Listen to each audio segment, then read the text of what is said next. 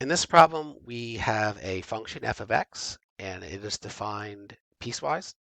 So the way a piecewise function works is that you've got multiple rules or expressions that you would use to get the output of the function, and the rule you use is determined by where you are on the input.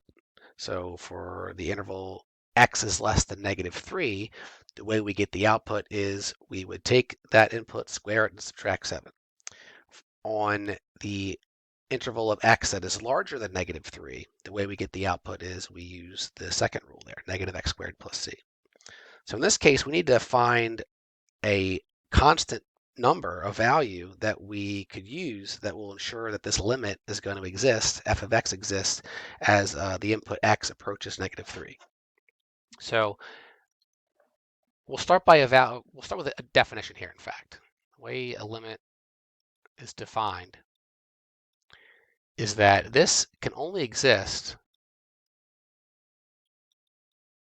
You notice it just simply says x is approaching -3.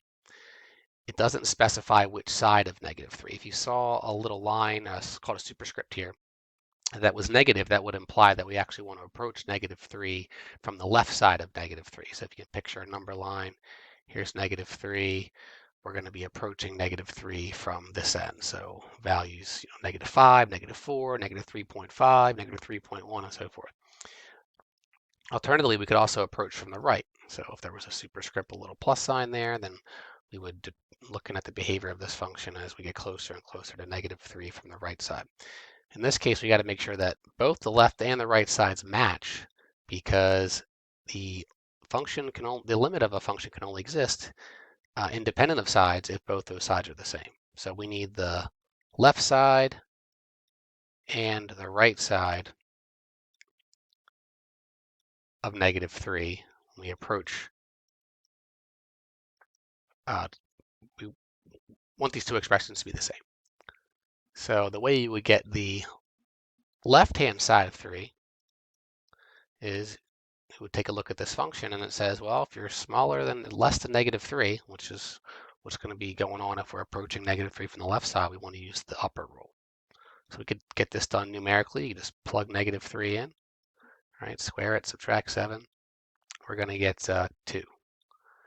If we were to look at the right side of -3, so values of x that are larger than -3, we're using the second rule. So we got an input of -3 that we square. We add c. And we know that if the left and the right sides need to match, then this output needs to be 2 as well, right? Because the left side was 2. So now we have a little equation we can solve for c. We've got -3, it's getting squared, which is 9. Now this negative here you have to be careful with, because you could read this too quickly and just think, oh, I'm squaring something negative, it becomes positive. This negative is actually not part of what's being squared. We're taking whatever the input is, x, squaring it. So in this case, it was -3, getting that value, and then the negative still applies. So we've got a -9 here. This is plus c and 2, and now we just apply the additive inverse. We can add 9 to both sides. We get 11, right? So c is 11. So this constant here needs to be 11 in order for the limit of the function f of x to exist at x equals -3, because that's the value that's going to give us a left and right-handed limit with the same output too, right? Now this other problem here, we're actually still evaluating a limit, but this is just an expression, square root of x minus 14 over x minus 196. This is a little bit of a tricky question here. So if we try to do this numerically, in the previous problem here, I said we could get the limits done numerically because you plug something in and we get an output, right? Plug -3 into the left and right side, got an output.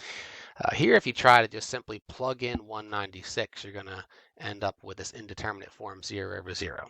So we can't evaluate this limit by just plugging a number in. We got to do something else.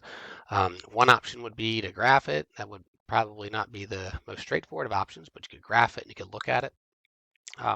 In this case, I think the way to go is algebraically. Even though I'm looking at this question, this is a little bit of feels a little bit tricky.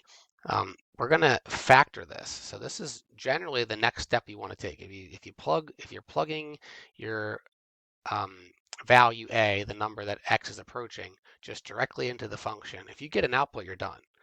But in this case, we didn't, right? If we end up plugging in the 196, we get that 0 over 0, which is not a real value. So a great second step would be to factor everything we can and then look to cancel out common factors. So this one is a little tricky. Like I said, you may or may not be familiar with this form of factoring called difference of squares. It's called difference of squares because if we've got two squares, two numbers being squared, and it's a difference, I mean we're subtracting them, we can factor it according to this form here. So I just take the square root of both those values. I have one factor that's a difference and one factor that's a sum. Two binomial factors. A squared, whatever it is, we get square root to get the A. B squared, square root to get the B, and then we can write up our factored form here.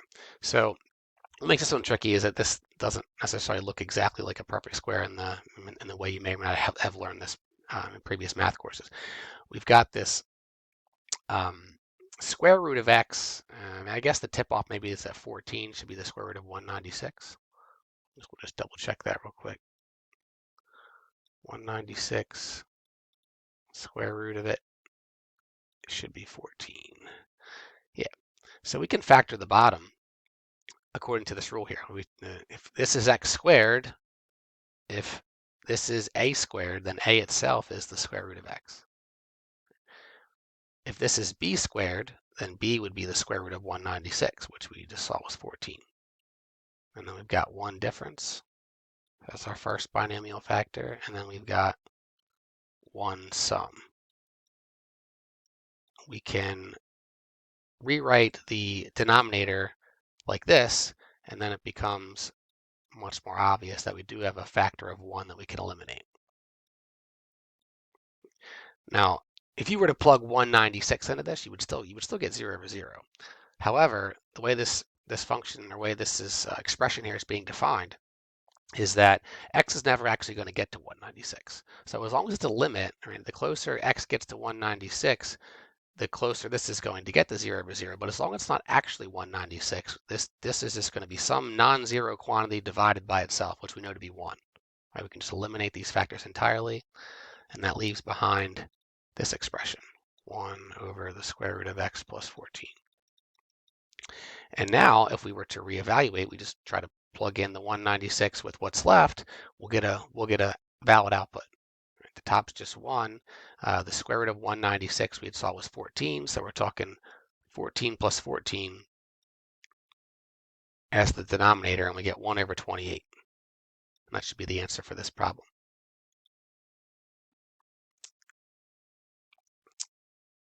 In this last problem here, we need to graph the function g of x. It's defined as a piecewise function, and evaluate g of x as x approaches 2. So we could do this the same way we did the previous problems, or the other piecewise function. We could just look at the left side limit by plugging in 2 to the left-hand rule, or x squared. So we get 4. Right, so this is the limit of g of x as x approaches 2 from the left, gives us a 4. If we look at the right-hand limit of g of x as x approaches 2, we would use the bottom rule, which is x plus 2, so we're going to get the same output, 4. So it turns out that because the left and the right side limit gives us the same value, that we can just say more generally that as x approaches 2, regardless of sides in the function g of x, we're going to get the output 4. So the limit of g of x as x approaches 2 is 4. So that's one way to get it. Now in this case, they were interested in the graph. So I believe you can just select from a set of options in the homework. But if we were to take just a brief look at the rules and kind of predict what the graph should look like, if you look at x equals 2, it's right about here. I probably should have used solid lines for my axes here. That's okay. Here's x equals 2. For the left side of this x equals 2, so for all values of x that are less than 2, we're looking to graph x squared, which is a parabola. So generally it's going to look like this. Plug a few values in if we wanted to kind of visualize where these are, but just general shape of a parabola here as x approaches 2. So when I plug in 2, we know we're getting 4. So we know that the closer I get to the line x equals 2, the closer I'm going to get to this point right here, which we'll say is 2, 4. I don't know if I graphed that well enough, but we'll say that's 2, 4. On the right-hand side of 2, so for all values of, or right-hand side of x, of this line, so all values of x that are greater than 2, we're graphing the line x plus 2. So we could maybe just get a few points. We already know, for example, 2, 4 was the left endpoint here. So here's again 2, 4. So it's picking up where we left off. Might not be a surprise because we'd already said that the limit, the left and the right side were the same. So we should be approaching the same point. And then we'll get maybe another point. So let's say plug in 3, get 5. So here's the 0.35 right there, right? And we'll just, this should be enough to define our line. So this is the shape we're looking at.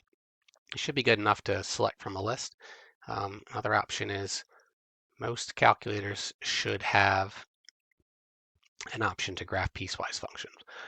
So on the Texas Instrument calculators, you would hit math button here, and then I just go down to, it's like the 11th or 12th option here, piecewise. Hit enter, and then it wants us to specify how many pieces we're dealing with. We got 2 here, so I'll specify 2, hit OK. I guess I got to go to the y equals first. Do that again. So y equals math down to piecewise. We want 2 options, hit enter. There it is. It gives us a format now that we can input our piecewise function. So we got the input squared. And now the way to get these inequality symbols, so the less than, greater than stuff, is, at least on these calculators, you do second test, or second math really, but that secondary option is test. So second math to get to the test menu.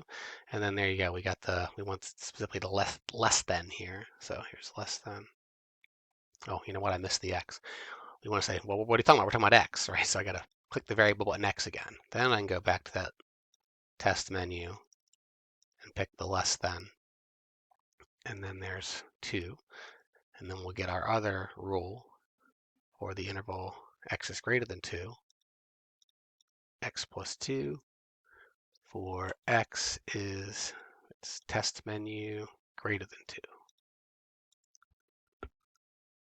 Now we've got it input in here. We should be able to look at this graph. Here it is. This is, pretty close to what we had here.